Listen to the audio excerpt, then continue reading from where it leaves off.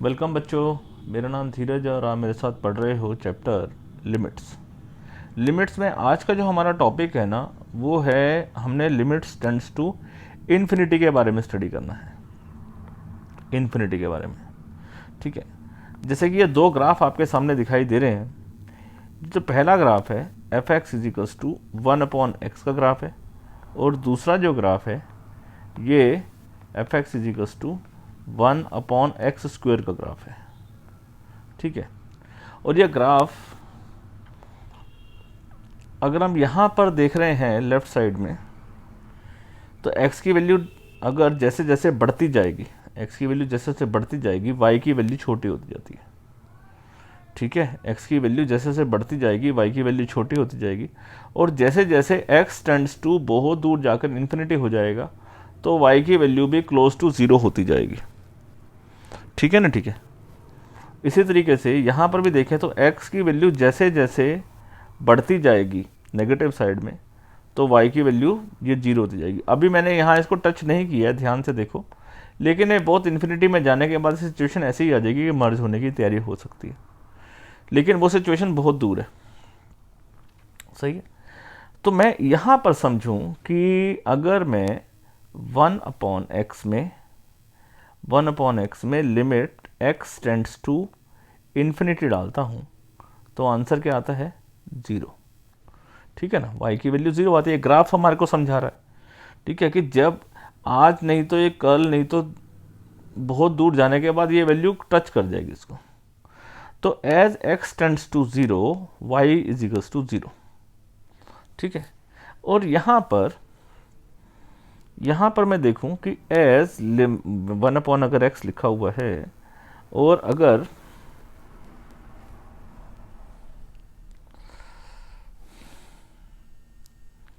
One upon x लिखा हुआ है, और लिमिट x टेंड्स टू, अब इन्फिनिटी डालता हूं, लेकिन अब माइनस इन्फिनिटी डालूंगा। क्यों बात डालूंगा? क्योंकि x की वैल्यू में कहां तक जा रही है, मेरी पीछे की तरफ जा रही है, पीछे की तरफ, तो मैं x tends to minus infinity डालूंगा, ठीक है। तो भी y की वैल्यू क्या आएगी 0, ठीक है। मेरी बात समझ आ रही है? तो this is equals to 0, clear. तो मेन बात ये हुई कि x की वैल्यू माइनस इन्फिनिटी डालो लिमिट में, 1/x अगर ऐसे लिखा हुआ है, और limit x tends to minus infinity डालो तो भी 0 आ रहा है, और लिमिट 1/x में x tends to plus infinity डालोगे तब भी 0 ही आ रहा है, ठीक है। अब मैं इसकी बात करूं, इस वाले डायग्राम की राइट साइड में देखें कि x की वैल्यू जैसे बढ़ती जा रही है नेगेटिव साइड में, तो आंसर 0 आ रहा है। y की वैल्यू बढ़ती जा रही है तो भी आंसर 0 आता जा रहा है, सही है। यहाँ भी कोई दिक्कत तो नहीं है। सो यहाँ पर भी हम देखें तो limit x tends to minus infinity डालें, या limit x tends to plus infinity डालें, सॉरी प्लस इन्फिनिटी डालेंगे, प्लस इन्फिनिटी डालें 1/x में, 1/x² के अंदर, ठीक है, 1/x² के अंदर, तो आंसर 0 ही आ रहा है, ठीक है। अब इन बातों को थोड़ा सा ग्राफ को समझ के अब मैं कुछ प्रॉपर्टीज लिखना चाहता हूँ। कैसे? अगर मैं लिखूँ limit x tends to infinity in some constant function, तो कांस्टेंट फंक्शन में इन्फिनिटी डाल दूंगा, आंसर तो कांस्टेंट ही रहेगा, आंसर में तो कोई बदलाव नहीं रहेगा, सही है ना, सही है। चाहे लिमिट प्लस इन्फिनिटी डालूं, चाहे लिमिट माइनस इन्फिनिटी डालूं, मतलब समझे मेरी बात को कि नहीं समझे। लिमिट x टेंड्स टू, अगर मैं माइनस इन्फिनिटी डालता हूं तब भी answer in the constant function answer constant ही रहेगा। जैसे कि लिखो ना y इज इक्वल्स टू 3 लिखा हुआ है, या इस बात को ऐसे लिखो, या इस बात को ऐसे समझो, f x is equals to 3 लिखा हुआ है। अब x या y की वैल्यू जो है, एफ एक्स की वैल्यू या y की वैल्यू वो 3 ही है। x की जो मर्जी वैल्यू डालो, y की वैल्यू 3 ही है, इन्फिनिट डाल दोगे तो भी वैल्यू 3 ही रहेगी। तो अगर मैं जैसे इसका ग्राफ बनाऊं, सो अगर फंक्शन कांस्टेंट का ग्राफ कैसा बनता है, ऐसा बनता है, बनता है कि नहीं बनता? अब x की जहाँ मर्जी वैल्यू डालते जाओ, प्लस की साइड या माइनस की साइड, आंसर तो y की वैल्यू यही कांस्टेंट रहेगी। सही है, तो ये इस बात का मतलब है। क्लियर? और अगर अब इस बात तो यहाँ से हमने क्या समझा, चाहे 1/x डालो चाहे 1/x² डालो, लिमिट आंसर क्या रहेगा? 0। तो अगर मैं इसको ऐसे लिखूँ, कांस्टेंट अपॉन x², x लिख दूँ, ठीक है, और limit x tends to infinity डालूँ, या तो इसका आंसर क्या होगा? कांस्टेंट तो बाहर आ जाएगा, 1/x पे लिमिट आएगी, उसका आंसर 0 होएगा। ठीक है, या कांस्टेंट अपॉन x² हो, limit x tends to infinity डाल दो, तो भी आंसर क्या रहेगा? 0 रहेगा। या इस बात को और जनरलाइज कर दें हम कि कांस्टेंट अपॉन x की कोई मर्जी पावर हो, limit x tends to infinity डाल दें, तो आंसर क्या रहेगा? c/0, c इंटू 0 0 ही रहेगा, है ना, c into 0 is equals to 0 ही रहेगा। सही है, बात समझ में आ गई? जनरलाइज कंसेप्ट समझ में आ गया भाई। x की पावर 1 पे भी 0 आ रहा है, x की पावर 2 पे भी 0 आ रहा है, तो 3 4 5 ऐसे जितना भी चलते जाएंगे वो 0 ही रहेगा। ठीक है, इसके साथ साथ अब मैं कुछ काम की बातें, वैसे तो यहाँ तक ये इन्फिनिटी तक क्वेश्चन को डील करने में तो आसानी रहेगी, लेकिन अब मैं कुछ और आपको जो है वो बता रहा हूँ, क्या टर्म्स, सो दैट कि वो कभी कभी आपको हेल्प कर देंगी। ठीक है, जैसे कि अगर limit e⁻x tends to infinity चलेगा, तो आंसर क्या रहेगा? इन्फिनिटी ही रहेगा। ठीक है, चाहे e की लिमिट e⁻−x भी रहे, -x भी रहे, limit x tends to infinity, तो भी आंसर क्या रहेगा? इन्फिनिटी ही रहेगा। ठीक है, ये बात समझ में आ गई? लेकिन नहीं, e⁻x टेंड्स टू,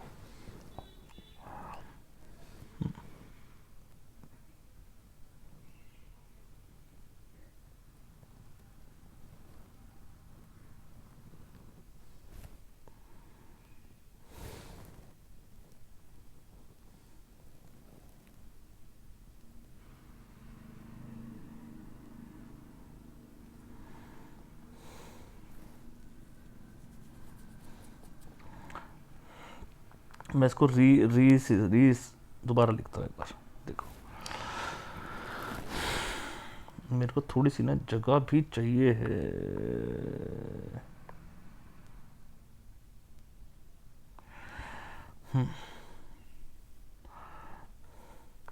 यहाँ मैं पहले अंडरलाइन कर देता हूँ, क्योंकि मेन काम आपका यहाँ पर हो जाएगा। ठीक है, लेकिन कुछ चीज़ें हो सकता है आपके कभी कभी काम आ जाए, कभी कभी ये टर्मिनोलॉजी आ जाती है। ठीक है, तो ये मालूम रहेगी।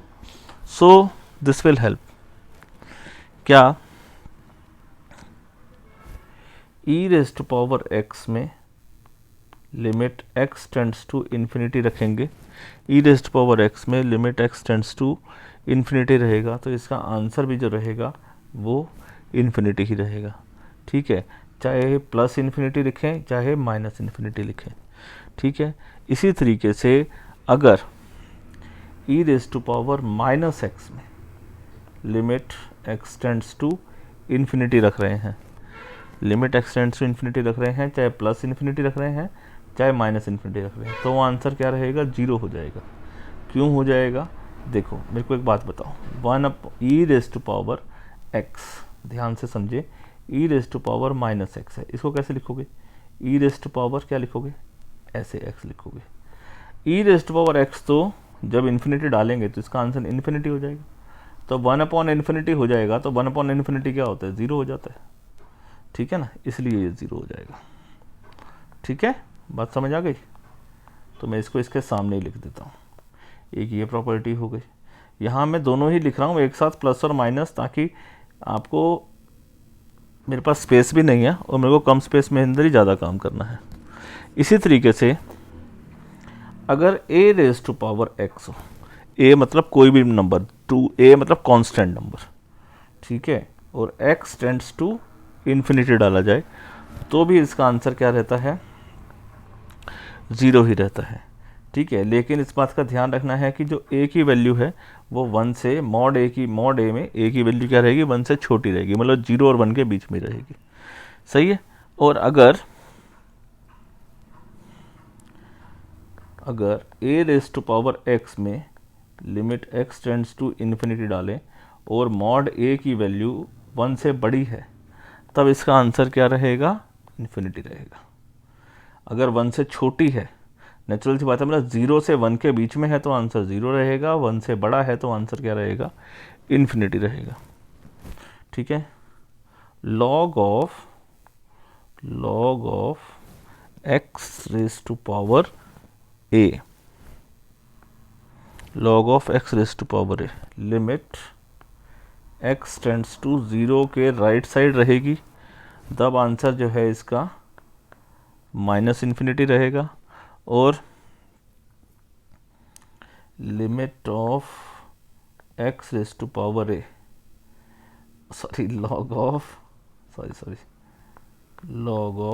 x raise to power a, limit x tends to 0 के लेफ्ट साइड रहेगी, तो इसका answer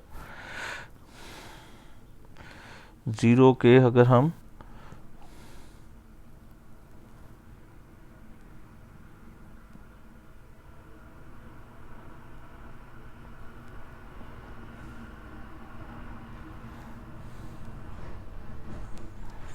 zero rays to power ए, 0 के अगर x टेंड्स टू 0 के राइट साइड रहेंगे तो प्लस इन्फिनिटी रहेगी।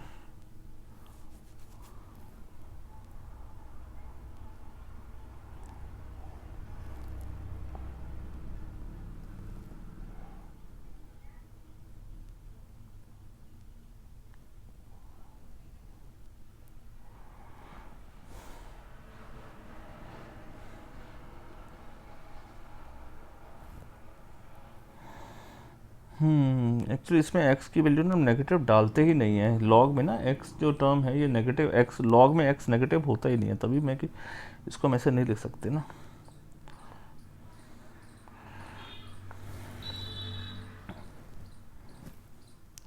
सो x raise to power a जो है वो माइनस इन्फिनिटी कब रहेगा, अगर a की वैल्यू 1 से बड़ी है, और अगर log of x raise to power a, limit x tends to 0 के राइट साइड क्या रहेगा, प्लस इन्फिनिटी, अगर a की वैल्यू 1 से छोटी है, 0 से बड़ी है और 1 से छोटी है।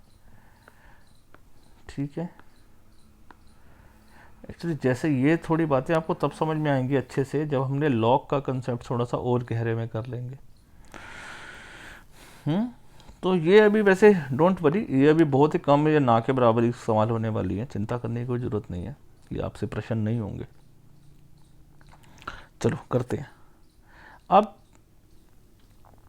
ऐसे क्वेश्चंस को सॉल्व कैसे करते हैं, मैं आपको बड़ा सिंपल लॉजिक बताता हूँ। सबसे हाईएस्ट डिग्री ढूंढो, x की पावर 2 है ना, न्यूमिनेटर और डिनोमिनेटर को उसी डिग्री से डिवाइड कर दो। सो ये इक्वेशन क्या बन जाएगी, ax² upon x² plus bx upon x², ठीक है, c upon x² whole upon dx² upon x² ex upon x² f upon x², limit x tends to infinity चल रही है।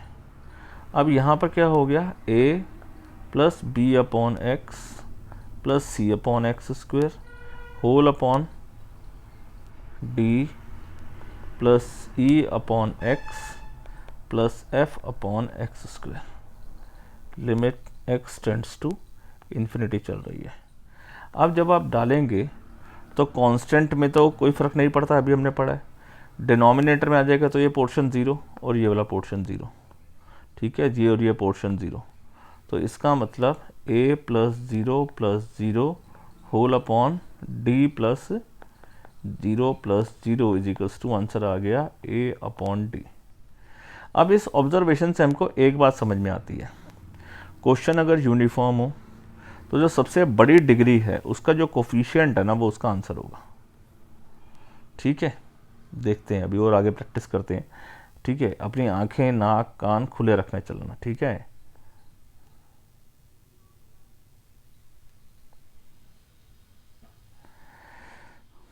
यहां पर सबसे बड़ी डिग्री कितनी है, न्यूमिनेटर में 1, और डिनोमिनेटर में सबसे बड़ी डिग्री कितनी है 1, बोलोगे 2 है ना।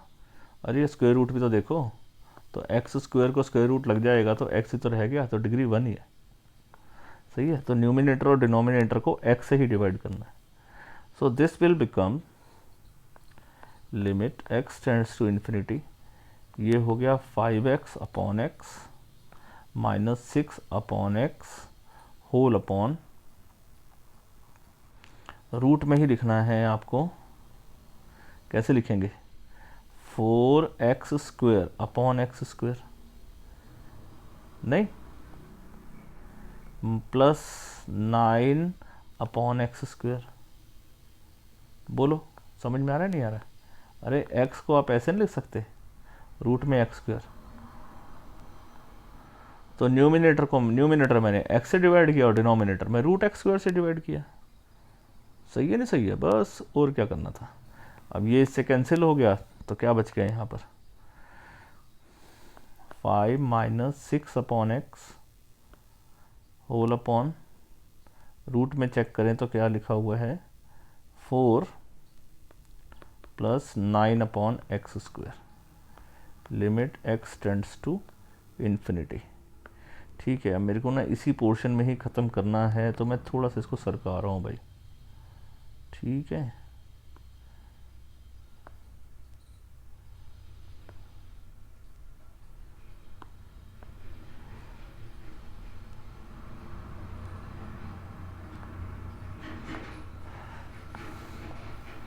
so this will be 5 minus 0 upon root of 4 plus 0, तो आंसर कितना आ गया 5 अपॉन 2।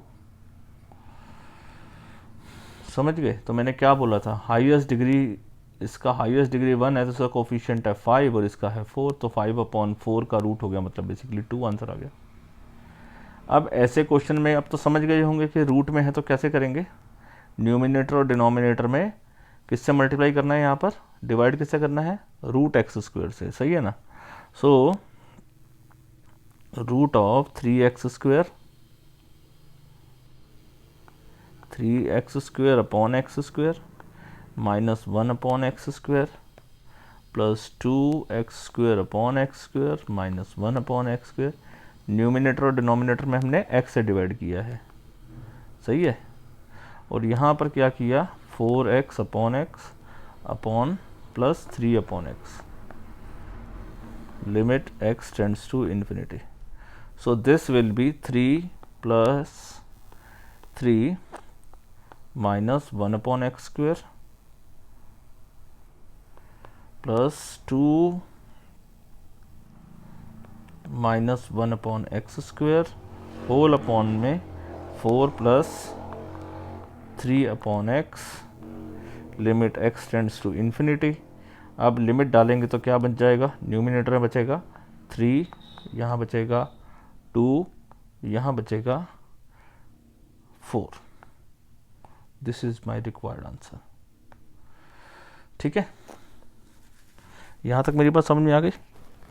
अब एक और क्वेश्चन जो आपके सामने दिखाई दे रहा है, आप सोचोगे कि सर इसमें तो डिनोमिनेटर में कुछ लिखा ही नहीं हुआ, तो डिनोमिनेटर में कुछ नहीं लिखा हुआ है, एक बात। दूसरी बात जो है, अगर डिनोमिनेटर में लिखना है, सेम नंबर से ही डिवाइड करना है, तो क्या करो, इसको डिनोमिनेटर में भी तैयार कर लो। तो डिनोमिनेटर में तैयार करने के लिए क्या करो, इसको रैशनलाइज कर दो। समझ रहे हो बात को? तो रैशनलाइज कर देते हैं इसको, लाइन डालते हैं यहाँ पर।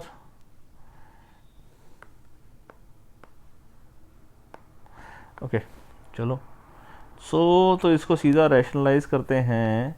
ये हो गया x, यहाँ पर हमने लिखा x plus c minus root x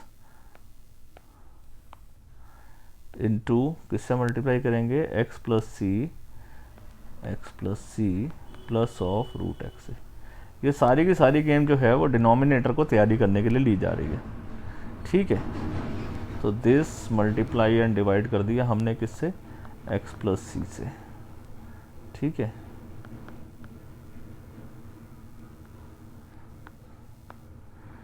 और लिमिट है x टेंड्स टू इन्फिनिटी।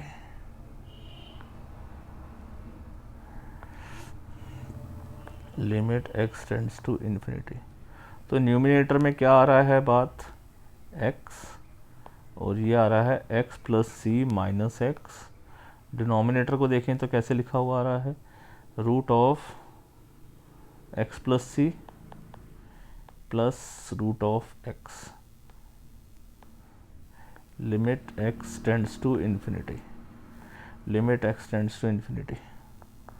तो न्यूमिनेटर में रह गया मेरे पास c और root x, c root x, limit x tends to infinity. और डिनोमिनेटर में क्या रह गया,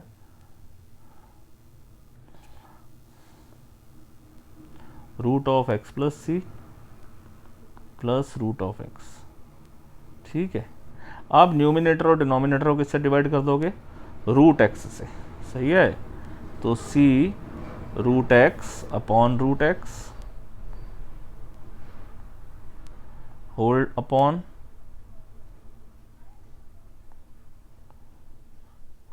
x plus c upon x, root में ही लिखा हुआ है ना, root x upon x. Limit x tends to infinity. So limit x tends to infinity, यहाँ पर आंसर आ रहा है c। डिनोमिनेटर में लिखा जा रहा है 1 plus c upon x root में और प्लस ऑफ 1, ठीक है। तो जब आप लिमिट अप्लाई करोगे तो क्या आंसर आ जाएगा, c होल अपॉन 1 प्लस 1, क्योंकि ये रूट, ये वाला पोर्शन जो है ये 0 हो जाएगा। तो 1 प्लस 0 इज़ 1, रूट में 1 इज़ 1, 1 प्लस 1 इज़ 1। तो आंसर क्या आ जाएगा, c अपॉन 2। समझ गए बच्चों बात, आसान है, कुछ मुश्किल तो नहीं है, ठीक है, शाबाश। चलो अब इसमें भी सेम कुछ वैसा सही है, न्यूमिनेटर में ही है, इन्फिनिटी है, तो इसको सीधा रैशनलाइज करके सीधा लिख दूँ। तो रैशनलाइज के स्टेप पे लिख दूँ सीधा, x square plus 1 minus of x square plus 1। Denominator में क्या आ जाएगा, डिनोमिनेटर में आ जाएगा x square plus x plus 1 this plus of x square plus 1 और limit x tends to infinity. First step, second step में चेक करें तो एक्स स्क्वायर कैंसिल, 1 कैंसिल, ऊपर रह गया x, नीचे रह गया रूट पूरा, ठीक है। X square plus x plus 1 plus x square plus 1। अब x से डिवाइड कर देंगे ऊपर और नीचे, तो क्या बन जाएगा, ऊपर आ जाएगा 1, नीचे क्या रह जाएगा, हो जाएगा, इसको थोड़ा सा नीचे कर देते हैं और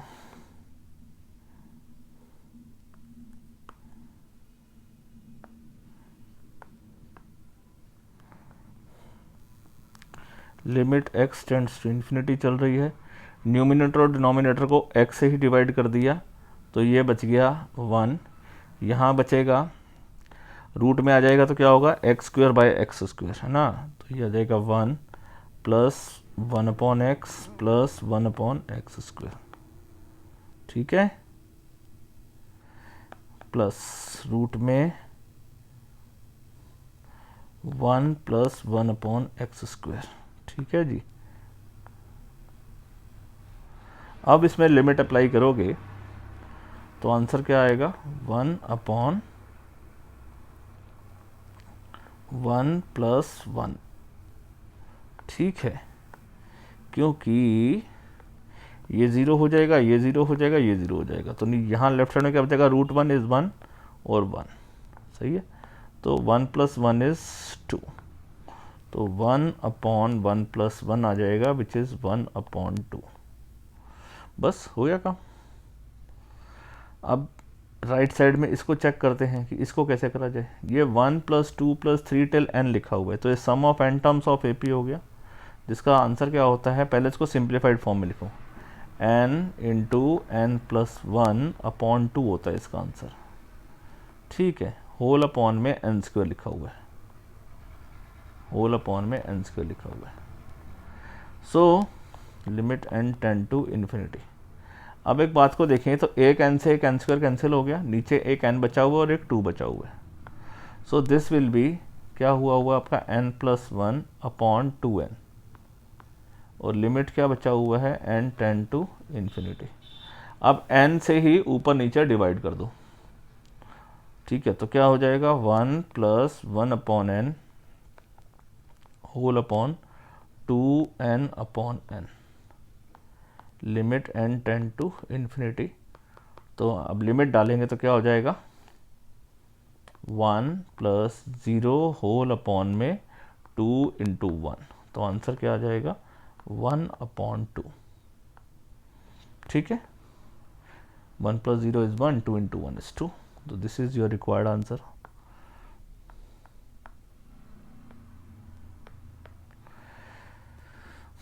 तो अब इस क्वेश्चन में कैसे करें। अगला प्रश्न आ गया हमारे पास कि -इन्फिनिटी डालनी है, +इन्फिनिटी नहीं है, +इन्फिनिटी तो आपने डाल लिया, प्रैक्टिस हो गई। अब प्रश्न आ गया -इन्फिनिटी का, ठीक है। सो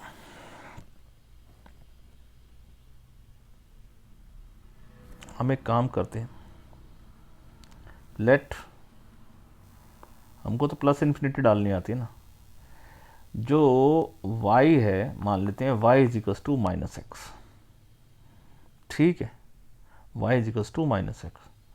सो as x tends to -infinity, तो y = क्या हो जाएगा, -इन्फिनिटी इज +इन्फिनिटी, ठीक है। तो x को हम y से रिप्लेस कर देते हैं, तो मेरा ये इक्वेशन बन जाएगा x², ये तो y² हो गया, माइनस x या क्या लिखेंगे, -y + 1, ठीक है, प्लस x या क्या लिखेंगे, -y, लिमिट क्या लिखेंगे, y टेंड टू +इन्फिनिटी, सही है। तो मेरा अब जो फंक्शन बन गया वो हो गया y² + y + 1, हमने लिमिट ही चेंज कर दी, वेरिएबल ही चेंज कर दी है उस सहूलियत के अनुसार, जिस सहूलियत के अनुसार हमारे को प्रॉपर्टीज मालूम है, ठीक है।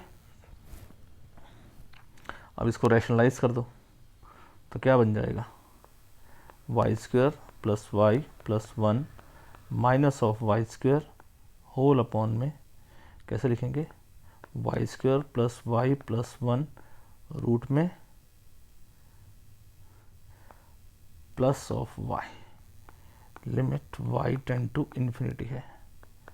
So this is equals to y + 1 whole upon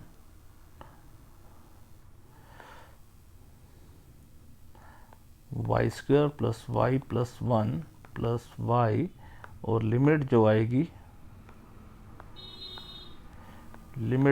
y tend to infinity आएगी।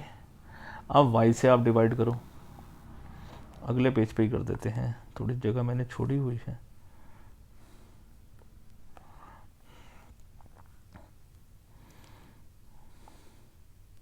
So this becomes 1 + 1/y, और रूट में ये टर्म क्या बन जाएगी, 1 + 1/y + 1/y² + 1, limit y tend to infinity. और जब आप वैल्यू पुट करेंगे, सो 1 + 0 + 0 और +1, तो 1/2 आ गया आंसर आपका इस केस में। ठीक है बच्चों, बात समझ में आ गई।